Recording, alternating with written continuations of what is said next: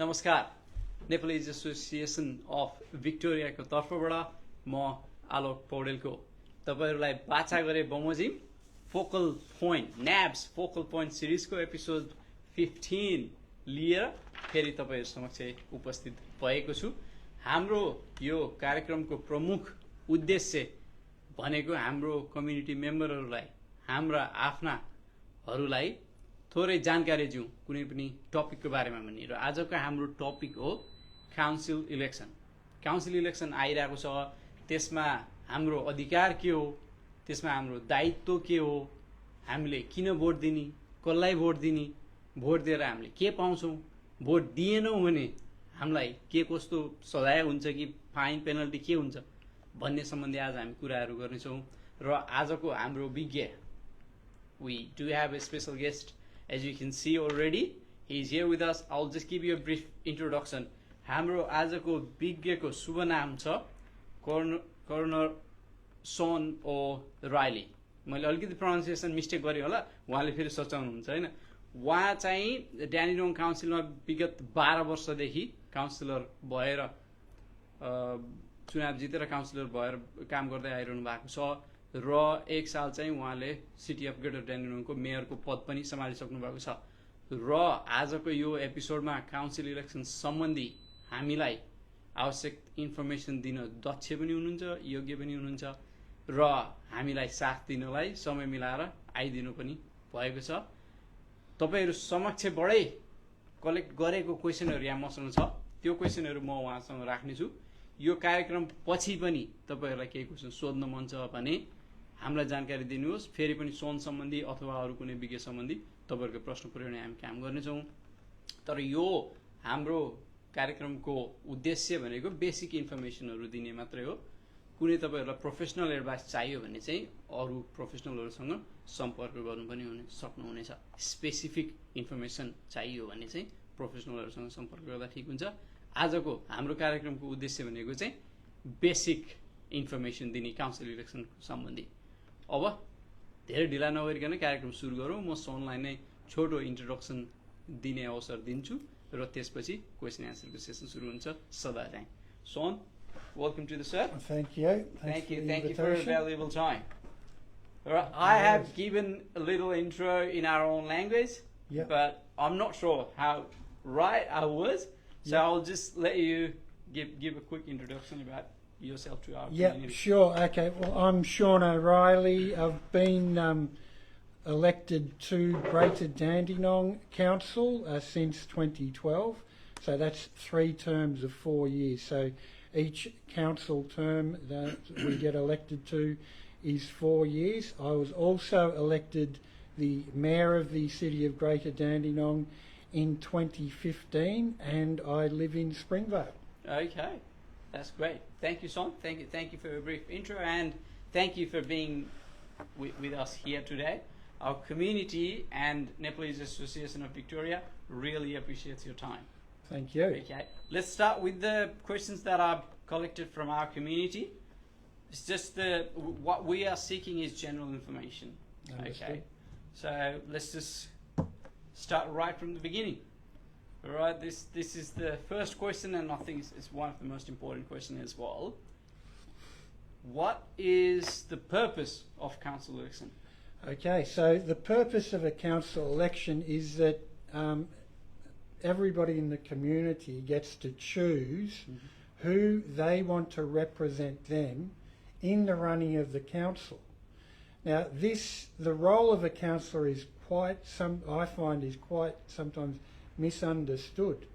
A council law, that is myself currently, and for example, in Greater Dandenong we have 11 councillors. In the other councils around Victoria there might be 9, there might be 5 councillors, but that group of councillors that the public elects basically make all the important decisions of that council, and they act as like a board of directors. If you know, in a company you've got a board of directors that sit around a table and make all the important decisions.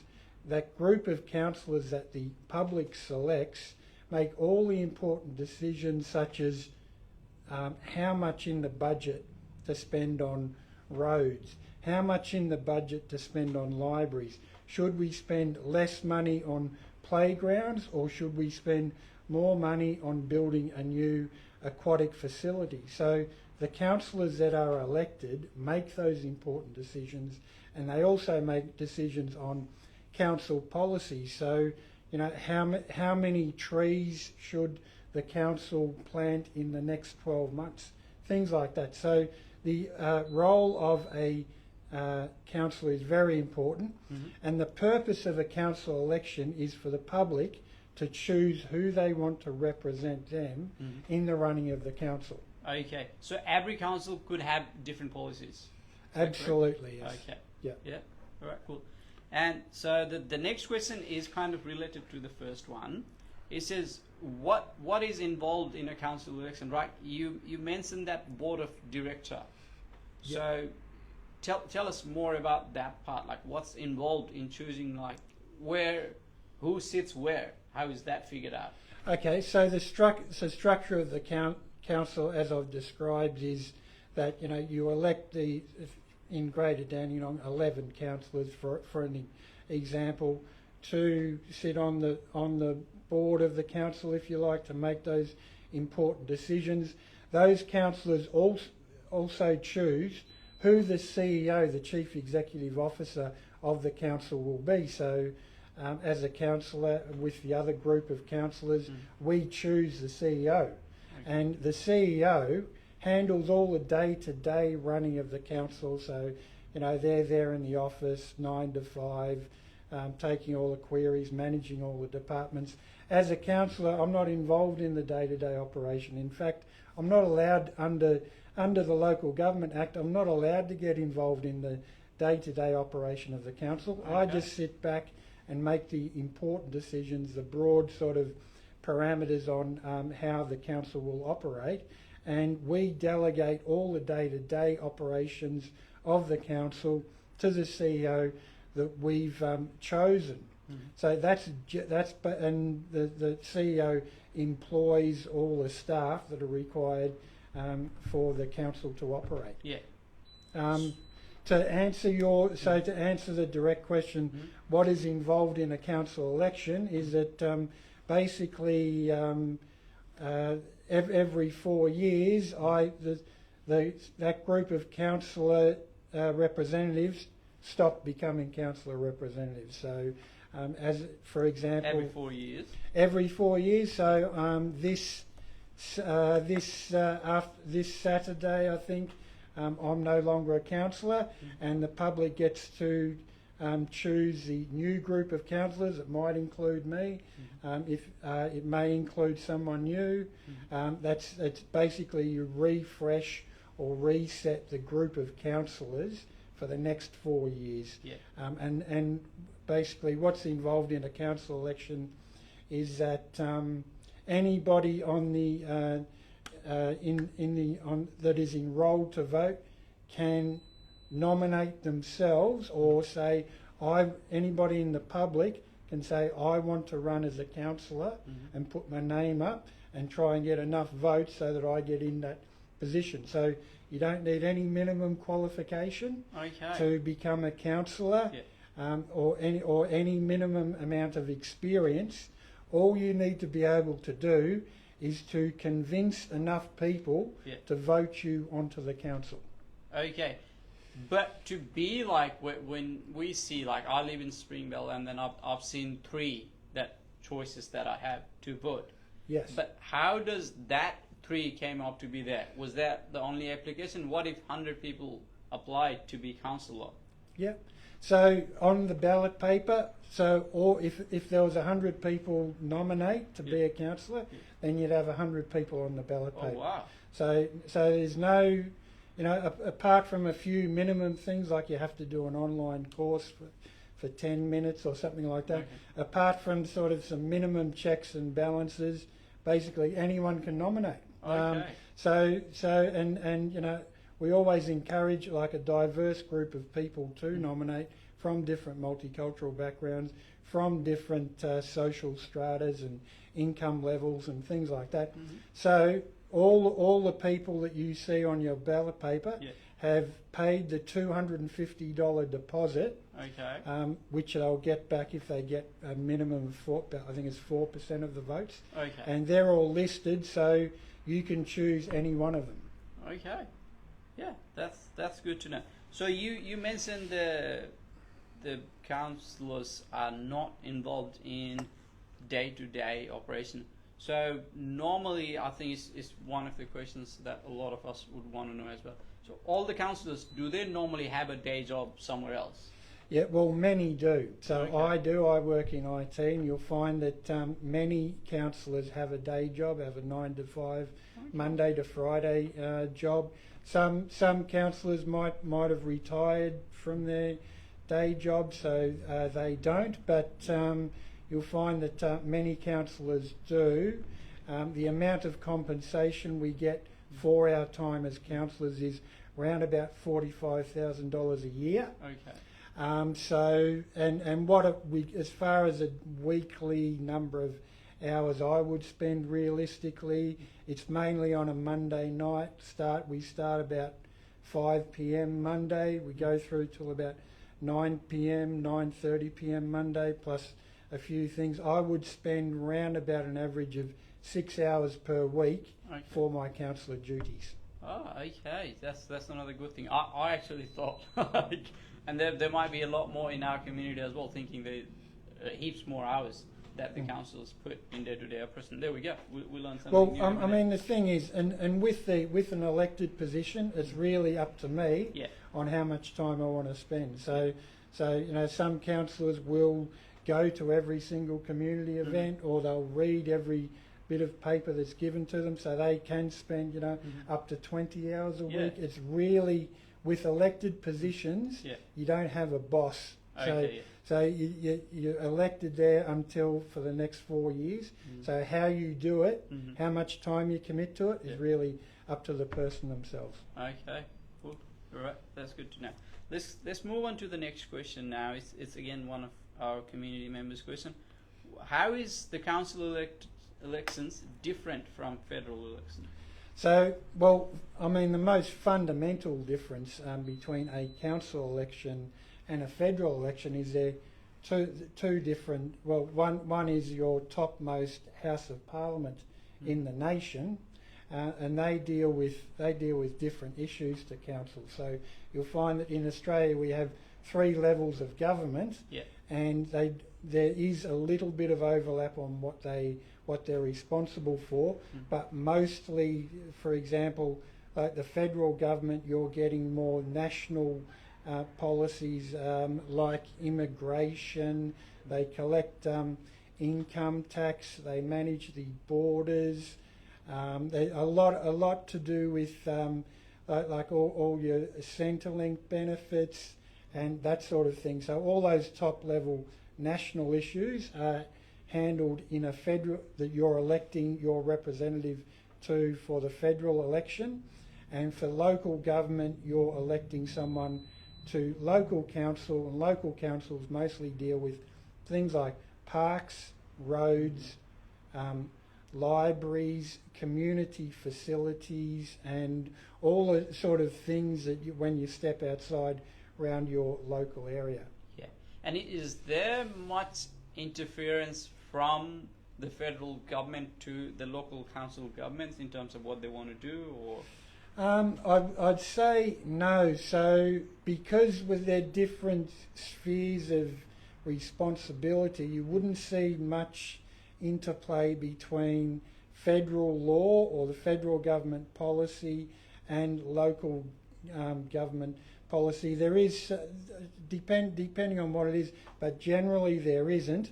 What you'll see more interaction between is local government and the state government, because these more of what the state government does affects local government. Okay. Like it's actually local government is only constituted through an act of the state parliament. So all our powers of local government have been given to us by an act of the state government. So you'll find that that some of the things we have interplay with is things like planning laws, so where people can build things, have what density they can build things to, and also we get grants from federal and state government to do different things.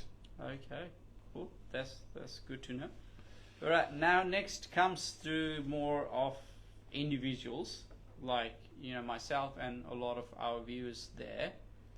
So the question is, what does having a voting right mean?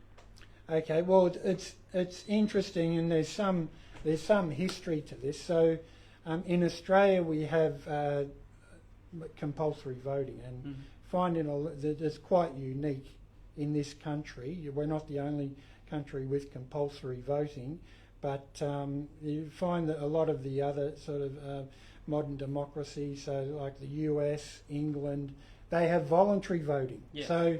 So if you don't want to vote, if you don't show up to vote, there's no problem. In Australia, if you don't vote in your council election, you will get a notice to say that you are fined $99. Please explain. So if you like, it's not just a right to vote, it is a responsibility to vote in the local council elections. And there's always been arguments for and against that. They've said, well, why do you force people to vote? That was my next question. What should I vote? Absolutely, so and that's always been a debate. Pluses and minuses for forcing people to vote. I mean, my personal view is that you see in countries like the US and so on, when there's voluntary voting, what you find is that only the people that are really motivated to vote. So the people that are sort of in between, or don't care too much, they don't vote as much. And the problem is when you get people that are really motivated to vote, then it's all the more people on the extremes, like the gun lobby, or abortion rights, those sorts of people. So they're more likely to vote when there's voluntary voting. So that's why I'm in favour more of compulsory voting. I know it's a hassle. We don't. It's something we've all got better other things to do with our time. But essentially, with the council postal voting, you just look at the candidates, make your best judgment, and then put it in the post box. So it's not that arduous to maintain a strong democracy, I think. Yeah, no, it actually makes sense the way you put it out, because before I used to argue as well, like, why should I vote? But now it makes sense in a way that it might not allow that wrong group of people, like you say, if they want to pass some wrong decisions and stuff, they will make their own campaign with their group of people, and then they will try to impose that on everyone. So if everyone's voting, that cannot happen. Correct. So yeah, I think we should vote. Thank you. And next is, what if I'm, like you said, you get a $99 fine if you don't vote. But what if I'm overseas or at the hospital? Okay, so what happens is that people that haven't voted will get a fine notice, and on that notice they'll be asked to explain why they didn't vote. Now, if you have a genuine reason why you didn't vote, so a medical reason, overseas, then, like, I can't speak for the Electoral Commission, but from what I've heard, in my experience, if you've got a reasonable excuse why you didn't vote, then generally that is accepted by the Electoral Commission. So then, in my experience, this is only my personal view, I'm not guaranteeing this to everybody, but if for example, if you had some sort of medical certificate or documentation or something to say, okay, you had this particular condition, or that would really back up what you're saying. But generally, the Electoral Commission on the fine notice will accept a reasonable excuse. Okay. Well, it is your responsibility to vote, but then if you can give a valid reason why you are not voting, then you get the excuse too. Correct. Okay, yeah. Which is fair enough. Okay. So now the next question is relating to the candidates we vote?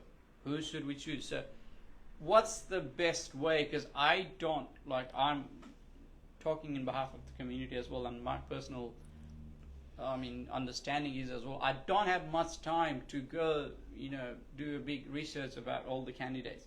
So what's the best way for us to make sure we voted the right and look, I mean, this is really difficult, and I acknowledge that this is really difficult for people that are just living their lives as normal day to day. They're not interested in council issues. They might not read about what's happening in the local newspaper with their local councillor. It is really difficult because even now people in other council areas say, "Oh, who should I vote for?" And I look at all the candidates and think, like, how do you work it out? It is quite difficult. But what you'll find is the more time that's spent like researching about the candidates on the internet, Google searching, look at their Facebook page. If they're an existing councillor, then you'll probably find some local news articles on their views or how they voted or what sort of issues they've voted in the past, and that sort of thing. But I really encourage people to take as much time as you can to select who you're going to vote for, because as I've said earlier, the positions that councillor positions are extremely important as far as how money's going to be spent in your local area and things like this. So I acknowledge that it's difficult, that you just see a whole lot of faces and they all seem to say the same thing, and there's all seem to say nothing bad and all that sort of thing. So try and dig a little bit underneath what people are saying. Try, and that time, I guarantee you, if more people spend more time on selecting their candidates when they vote, we'll end up with better councillors, which will then will lead to better decisions being made in local government. Okay. So that was about who to vote. कसलाई vote दिने भन्ने कुरामा चाहिँ अब सकेसम्म बढी research गर्दा राम्रो क्यान्डिडेटहरू पुग्छ भनेर, त्यही भएर हामीले भोट दिनुभन्दा अगाडि जुन काउन्सिलमा हामी छौँ त्यसको चुनावमा को उठेको छ त, हामी मध्ये नै कतिजना हाम्रै कम्युनिटीबाट पनि चुनावमा उठिसक्नु भएको छ। त्यही भएर अरूको बारेमा भन्दा हाम्रो कम्युनिटी मेम्बरको बारेमा हामीलाई बढी थाहा हुन्छ। सबैको रिसर्च गर्न भ्याइएन भने एटलिस्ट जसलाई भोट दिने हो उसको बारेमा चाहिँ रिसर्च गरेर भोट दिँदाखेरि भोलि काउन्सिलले गर्ने कार्यक्रमहरूमा उसको पनि हात हुन्छ। त्यही भएर तपाईँको पनि प्रतिनिधित्व हुन्छ। त्यही भएर रिसर्च गरेर क्यान्डिडेट चुन्दा चाहिँ एक हदसम्मको रिसर्च गरेर चुन्नु भन्ने जस्तो कुरा गर्नुभयो सनले। Thank you son. Let's just go to the next one. So once we've chosen the candidates, we've done our votes and everything, how are the votes counted? Okay, so with a postal election like this, so the deadline is for people to post their vote is 6 p.m. this Friday, the 25th of October. What will happen then is that, those votes will go to the Electoral Commission, which is the government body that is running the election. The Electoral Commission will wait for a few days for Australia Post to deliver the votes to them. What they'll do is they'll then start the counting process. So counting process is open, and any candidate is allowed to appoint what's called a scrutineer. So I'm not allowed to watch the counting process, but I can appoint a representative to oversee the counting process. They're not allowed to touch any votes or really interact in any great way as far as the counting process goes, but they'll basically put all, generally if it's hand counting, they'll put all the votes on a table, just empty them all out onto a table, and then start sorting them out and say, okay, this person got this many number ones and so on. So that is probably how it will be in a manual counting process, and then they go through that, they tally up all the votes, they distribute preferences, and then the Electoral Commission will make an announcement and say, okay, these candidates have been successfully elected to the positions of councillors. Okay. Yeah, so we're towards the end Okay. of the questions. There's one question, we'll get that in a second, but this is another one related to what we're discussing. So say, for example, there's 3 or 4 candidates there. Yep. What if I only write one number? Okay. What is my vote still counted? No, your vote will not be counted if you only write one number. So we have fairly strict policy as far as voting. It's called voting formally or voting informally. So voting is the correct process. Is that you start at 1 for your first choice. So you put 1 next to the name of the person that is your first choice, and you continue 1, 2, 3, 4 until no boxes are empty. So Okay. if you have 3 candidates, make sure you put 1 in your first choice, 2 in your second choice, 3 in your third choice. So don't leave any boxes empty. Don't use ticks. Don't use crosses. Okay. So and as long as you follow that, make sure your numbering's clear, and then your vote will be counted. If you don't, then it's most probable that your vote will not be counted. Okay. भनेपछि जतिजना उम्मेदवार छन् त्यतिको पछाडि number राख्नै पर्यो.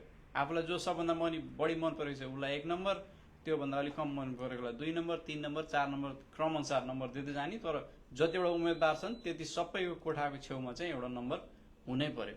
Now the next question related to this one as well. So say someone said, "Oh, I didn't like any of the candidates. Can I just write on the bottom, I don't want to vote to any of these? Will I still be fined, or what happens in that case?" So in that case, and this happens quite a bit, So sometimes the Electoral Commission will receive ballot papers that are blank, or ballot papers where they've drawn pictures on them, or all sorts of things. So the rules are, as long as you've returned the ballot paper, then that's counted that you've returned it, and you won't be sent a fine notice then. Okay. So if someone has an extreme strong objection that they absolutely know what all the candidates are about, and they hate all the candidates, or for whatever reason, then that's the possibility. Yeah. I mean, naturally, I would ask people to take the time and sort of distinguish between the candidates and actually vote, because it is important. All right. Thank you, son. And what happens if someone voted twice? So under the current system, with the technology they've got now, it is impossible to vote twice. So this election and possibly previous elections, every ballot paper has a tracking number. Yeah. So it is impossible to vote twice. Once they receive the first ballot paper with the individual voter's tracking number, it's some computer number or something on it, then another vote cannot be registered. So it is impossible to vote twice. Okay. Thank you, Sean. That is all my questions. Thank you for your time today. And from going through all this, now I have realized we should vote. We have to vote. And yeah, so to make sure we send our representatives to the council for the betterment of the community, we should vote. This is all from my part. If there is anything that I forget to ask and you still want to let our community members know, the stage is yours. Okay, thanks. Well, I Just think on the video. Yep, sure. I think we've covered everything. I would emphasise that it is important to vote. Get your votes in by this Friday, 6 p.m. And just on that difficult question of which candidate to choose, another thing I might add as well is that most candidates will have contact information, that being an email address and or a phone number. And if you've got particular things that are important to you, so don't just wait for candidates to tell them what they think is important, but if you've got particular issues that are important to you, then I would encourage you to reach out and contact all your candidates and ask them what their opinion is on the issue the issues that are important to you. And their response, whether they respond or not, and or the quality of their response should then inform your voting about who you're going to vote for. Thank you very much, Sean. That is all from us today. Video हेरिदिनु भयो यो video हाम्रो पेजमा पछिसम्म पनि हुन्छ अरू केही थप जानकारी इलेक्सन सम्बन्धी चाहियो भने हामीलाई सम्पर्क राख्नुहोला हामी सम्बन्धित निकायसम्म तपाईहरुको प्रश्नलाई पुर्याउने प्रयास गर्नेछौं आजको लागि जय नेपाल जय न्याय थ्यांक यू